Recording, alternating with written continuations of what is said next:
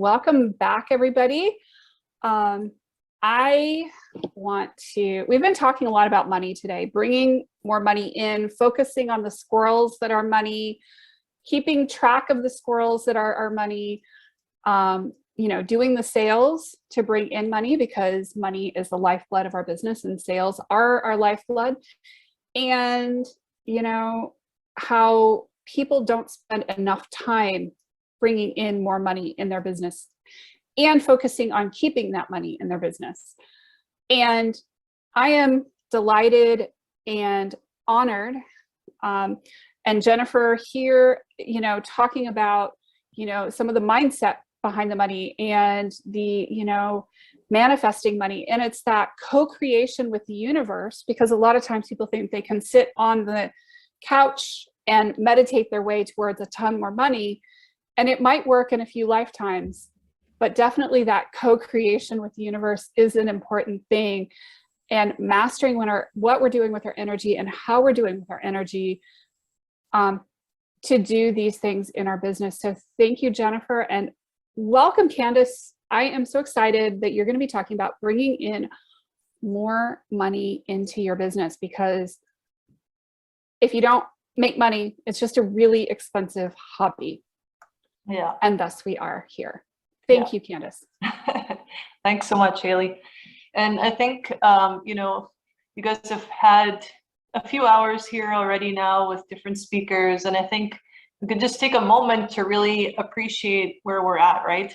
Celebrating WEN itself, Women's Enterprise Network, and that we are all a part of it. And Haley, of course, that you put so much effort and time into it and into everybody, and how much you care about everybody. So yeah, I just want to say thank you so much, Haley, for putting this together again. It's a lot of work. If you guys have never put an event together, it's a lot of work. So you really do deserve the praise on that. To the other speakers, and of course to you guys yourselves, make sure that you are celebrating yourself, because you're putting in the time, you are committed to improving yourself, your business, everything, right? So I think we just really need to always have that gratitude and just to sort of be in the moment of really celebrating where we're at as well. So my name's Candice BakX Friesen, and there we go. Good. First test, see if the screen changes. So I am from Canada. Some of you are going to say, yeah, I know, I can hear your accent. But I'm a top performing real estate agent in my market, which is Winnipeg, right above Minnesota in Manitoba. I also do real estate investing, money coaching. I've got 4 kids and a great husband. He's not on the list, but he's there. And I'm a country girl. So I live rurally on a farm, about an hour outside of our major market. And I have co-authored a couple books. I have created a weekly planner, and I've got a mindset book that's just being edited and will be released soon. Do a lot of speaking and have my own podcast as well. And, mindset work, that's what my book is focused on. And that's where a lot of this starts, right? And you've heard about that already today. But, if no matter what issue you're facing in your business or your life, it all starts around our mindset and what we can actually control and change and what we can't, right? So I think that what is your why is a big one that we always have to kind of continue to go back to.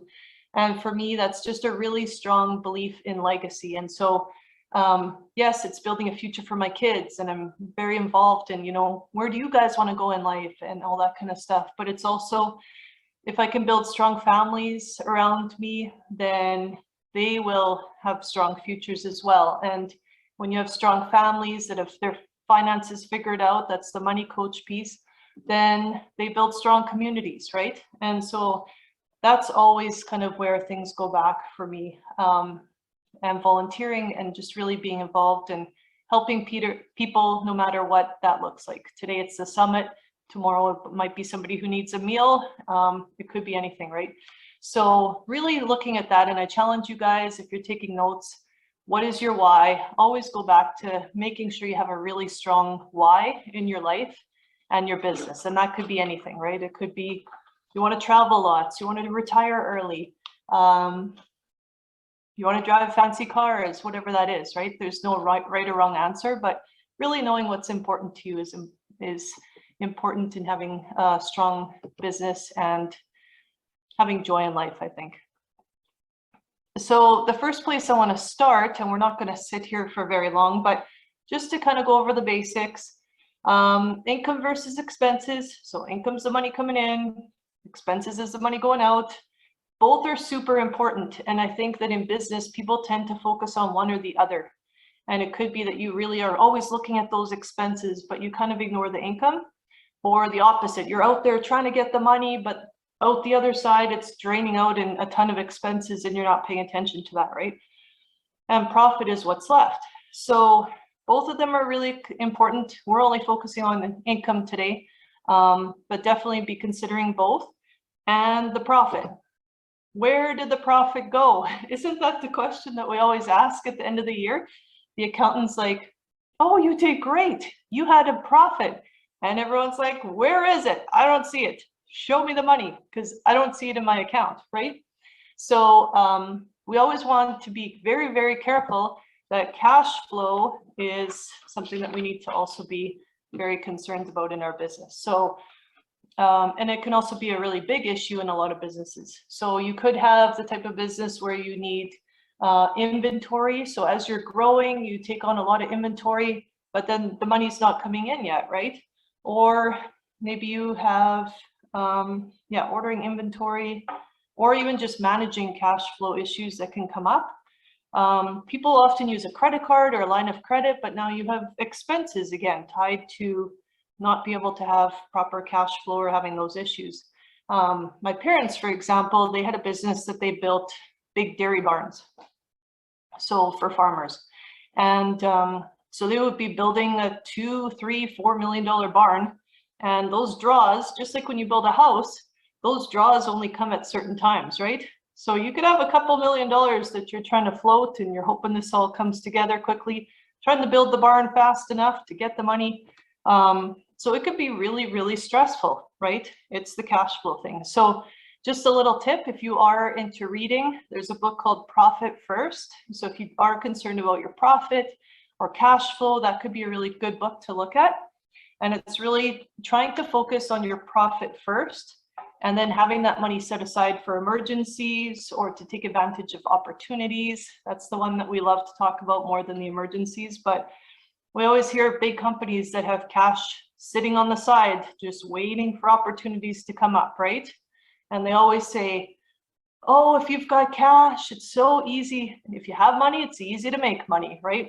So we want to get to that point in our business as well.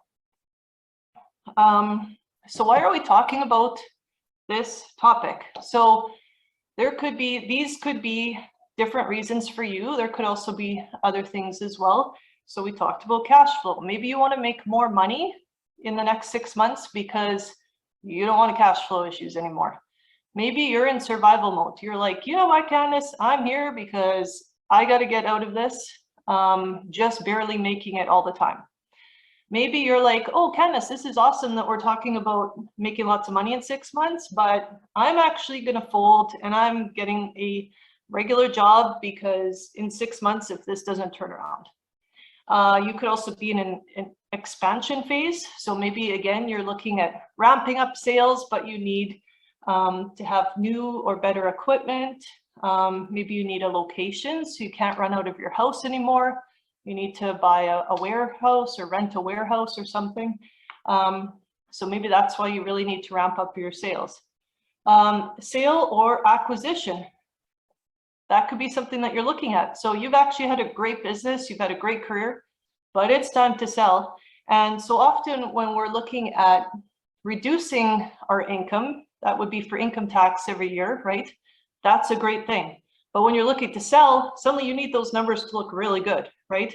So you want to reduce expenses and really ramp up those sales before you sell, because often what you end up selling your business for is dependent on how much you make, right? And so you need those numbers to look good. And it could be many other reasons as well. But we want to be looking at why exactly should we be ramping up and making more money in our business. So where do we start and how do we do it? So I've got a few different things here, and some of them are going to apply to your business, some of them won't, because we all have different kinds of businesses. But I hope that everyone leaves this presentation really inspired, that they can pick even a few of these ideas. And the beautiful thing about summits is that you get so many ideas, but you really, really have to take action right after, because otherwise all the great ideas are for nothing, right? So make sure that you take action after this presentation, after tomorrow, after the whole thing is done, the summit, so that you are seeing those changes, right? So we could have different ways to collaborate with other people. So there's affiliate marketing. So you're selling other people's things, or you're having other people sell your stuff, right? So that's one thing that if you've never really considered that, that could be a good way to make more money. Online contests with other businesses. I see this a lot around Christmas. It's more common, I think, on Instagram than Facebook, but online contests can be great because everybody's looking to grow their following through that. And again, you have that camaraderie and you build that trust, right? So if I see my friend, she runs a coffee company, she roasts coffee, and she's part of a contest right now. And I'm like, oh, who did she team up with? Because I want to see what other businesses she believes in and see what the connection is between them, right? And everybody's very nosy, like I am. You don't need to agree or not, but we're all like that. So, so online contests can be really great. Which other businesses complement yours? There's going to be other businesses that really complement you, where you can help each other sell stuff, right? Sometimes we don't explore those things. We're just really, our heads down and we're just focused on what we're doing. But be creative. There's so many different ways to sell out there and to bring in more money for your business. Depending on what you sell, consignment could be great. So if you're looking to expand, consignment might be the way to go. You don't have to pay the rent. You don't have to have employees sitting in a brick and mortar, but have somebody selling your products. They make something, you make something. It all helps everybody. And there's other ways. So think about collaboration. Think about ways that you can grow your income with the help of others. Grow your network. This is a big one. Haley talks a lot about this too. Different ways to do online networking. That's why networking is part of the summit, right? It's important. We know this. Also, offline networking. So what are ways that you can network with others? Recently, so in Canada, we were a lot more shut down than you guys in the States. A lot of you are from the US, and we couldn't go anywhere. We barely got out of our houses. It feels like only a few months ago. So networking and stuff like that, people are just itching to get out right now because they've just been cooped up for so long. So a guy and myself from the community, we started something called Business Over Coffee. And it's just a small networking group. It's very much like a mastermind, 10 people or less. And we're just reaching out to people. How can we help you? Let's mastermind. Let's think about problems that we have or ways to generate more money. A lot of the things we're doing here, but it's people from different industries with different ideas. BNI, a lot of people know BNI or are part of it already, can be a great opportunity as well, and it's already very structured. So really set goals. It doesn't matter what part of your business it is, but if you want to do networking and that's a goal for yourself, force yourself to do it, right? Who am I going to talk to this week? Who can I meet for coffee? Let's look into that BNI thing this week, right? Not one day. So set those goals, super, super important. You could find maybe even a grand opening in your community or in your city, somebody that you know is starting a business, show up, right? Just showing up at different events, great ways to network. It doesn't have to be always super formal. And you can go on things like Eventbrite and find different groups that are in your community right now as well, that are having events that would love to have you join, right? So new ways to meet new people. Our town, this was another example, our town didn't have a welcome wagon. They don't, nobody started one. So I just said, well, that's something that we need in our town, and it's going to be a way to meet new people, right? Anybody new to our community, I could talk to them about what I do. I'm a realtor. If you're renting here, if you ever decide to buy a house, let me know. I do money coaching if you know of anybody who needs help with money coaching. So there's so many different ways to network and to meet new people. But it just means being intentional and to doing it. So another thing that I want to share is rebranding and repackaging. So what services need to go? That's one thing that we often don't think about. We're always trying to add more, but maybe there's something that you shouldn't have as a service in your business anymore, or a product that's just not performing well. So you could be rebranding as well your courses. Maybe you're creating a new name. So the course might not change, but maybe a new name will make it sell more, right? We always have to be trying new things. Rebranding your website. I'm currently working on this with Haley. New product labels if you sell a product. People love to see changes. You think about chain restaurants. Every 4 years or so, that restaurant's got a new look. So you don't want to change too often. That's not good either. But just giving yourself a change in the business could sort of put yourself in front of everybody again, right? And we really have to sometimes just get down to work and double up our efforts. So sometimes we're like, oh yeah, we're out there selling, but how much time are we actually selling? So tracking, seeing if you just need to spend more time actually out there talking to people about your business. So maybe you need to hire a sales team. So if you don't have enough time, maybe you get somebody else to help you sell. Maybe you need more time, so you need to hire an assistant, and then you can get out there and sell more. Maybe it's redirecting money from one kind of advertising to another, or doubling up on advertising. So I know one company, they went, I think 4 times as much advertising last year, and they are rocking this year. Like it worked, right? Doubling up on sales phone calls. Are you having enough lunches with people? And simply sometimes just asking for that sale more often. Another thing that I wanted to just kind of highlight was focusing on your repeat customers. So again, sometimes we're looking at, okay, how do we get new people? But what if you could just sell more to the people who already know you, like you, and trust you, and love your product, right? So maybe you can offer some discounts seasonally. So when sales are not as good, maybe you want to offer a discount. So full price at Christmas, lower price in January. That's often what happens, right?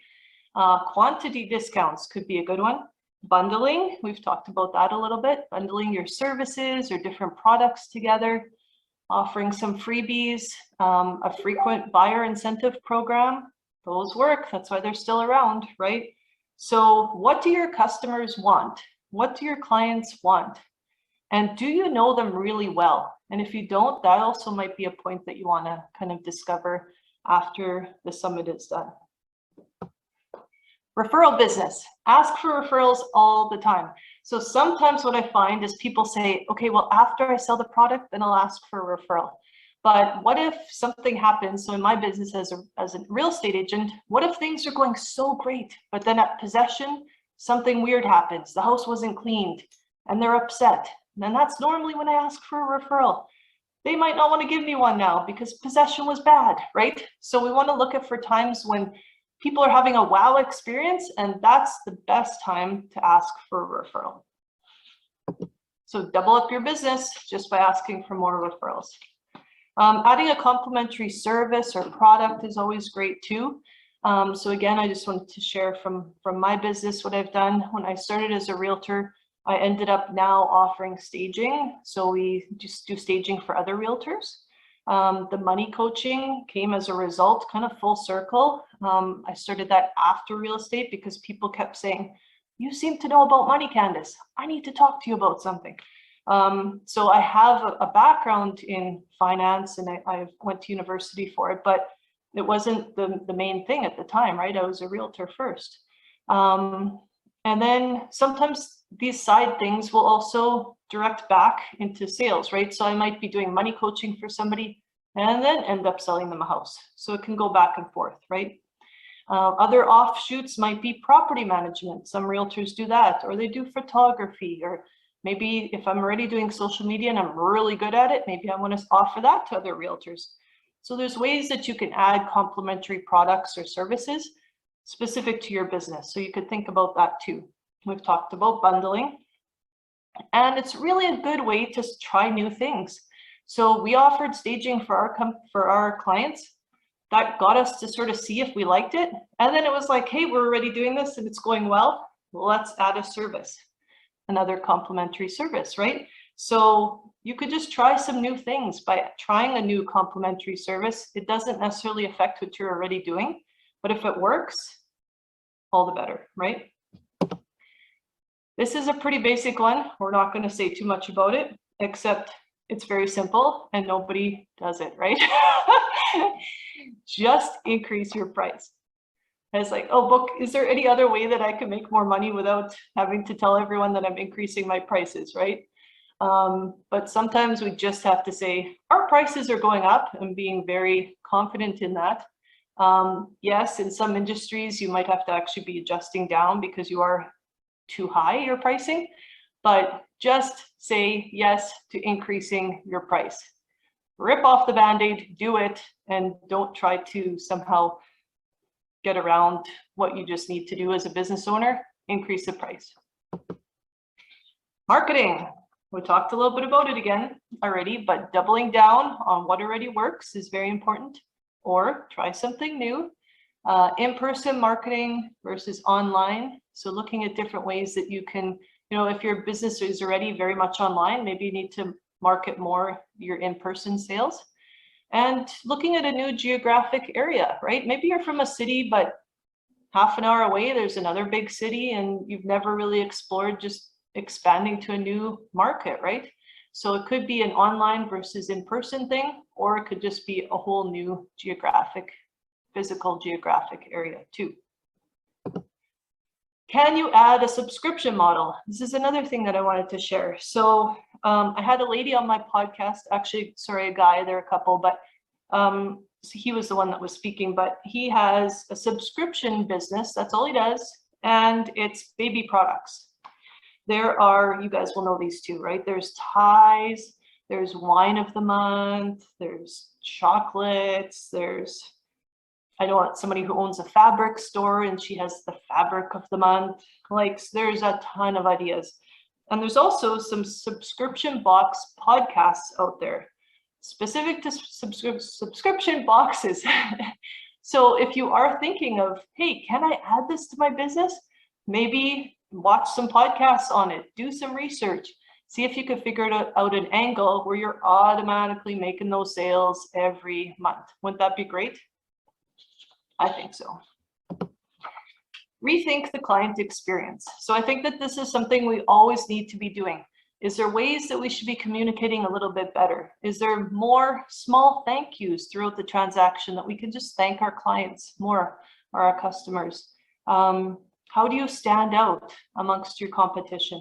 Often it's the little things that make you really stand out, right? So just really rethinking, how can I make that service experience or make my product better, make buying my product better for the clients or customers. And I always need to include this because it's very important to me. Volunteering and giving back.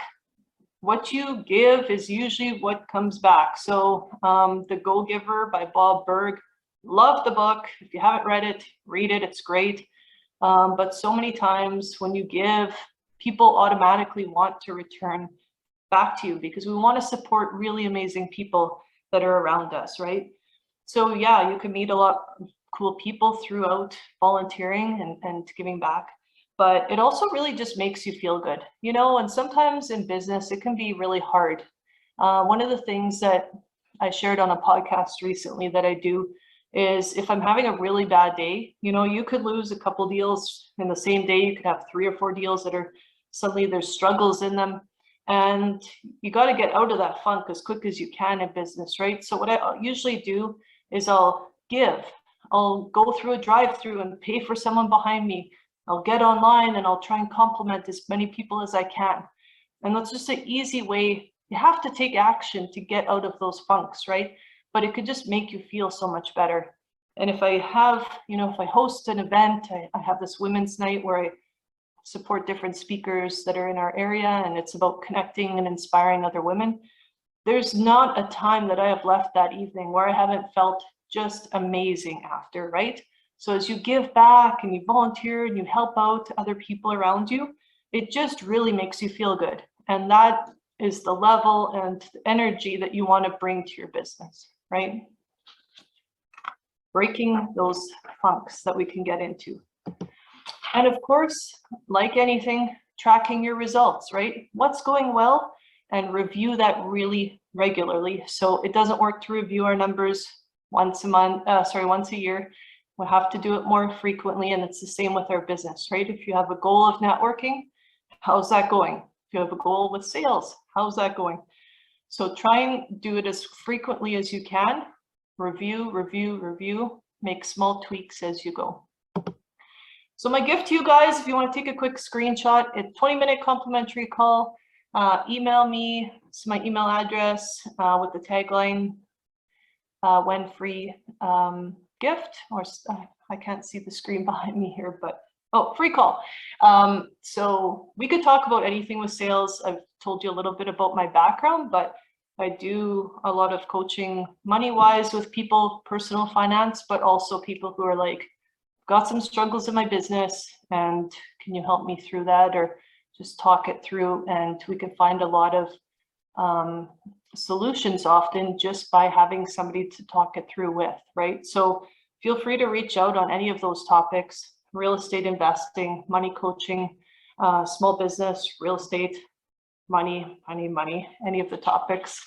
I would love to talk to you guys about. So again, there's the topics. And yeah, I hope you've got some really good nuggets out of this chat that we've just had. And would love to connect with you guys in one-on-one as well. Awesome. Thank you so much. Okay.